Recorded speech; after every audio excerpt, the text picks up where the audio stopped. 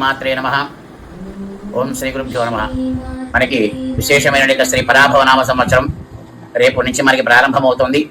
ఈ యొక్క పరాభవనామ సంవత్సరంలో ప్రధానంగా మనం ఆచరించవలసిన విషయాలు ఏమిటంటే, సూర్యోదయానికి ముందుగానే చక్కగా శిరస్నానం చేయాలి. రేపు మాత్రం అందరూ కూడా చన్నీళ్ళు మాత్రమే తలస్నానం చేయాలి. అక్కడ వేడి నీళ్ళు చేయడం కానీ తల అంటుకోవడాలు కానీ చేయకూడదు రేపు. ఆ విధంగా చేసిన తర్వాత ఇష్టదైవం దగ్గర దీపారాధన చేసి విశేషమైన పూజా కార్యక్రమం చేసుకున్న తర్వాత మనకి షడ్రుచులతో తయారు చేయడం యొక్క వేప పువ్వు పచ్చడి అని అంటాం ప్రధానంగా.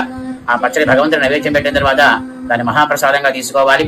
అది తీసుకునేంత వరకు కూడా కాఫీ టీలు కానీ టిఫిన్లు కానీ ఏం చేయకూడదు. అంతేకాకుండా రేపు మనకి ఇష్టదైవంగా భావించేటువంటి ఎవరైతే దేవతలు ఉంటారో దేవాలయాల్లో కానీ అదే గృహంలో కానీ పీఠాల్లో కానీ ఎక్కడికైనా వెళ్ళి ఆ భగవంతుడి యొక్క అనుగ్రహం పొందే విధంగా రేపు అందరూ కూడా నడుచుకోవాలి. అవకాశం అని ప్రతి ఒక్కరూ కూడా భగవన్నామస్మరణలో ఎక్కువ సమయాన్ని కేటాయించుకోవాలి.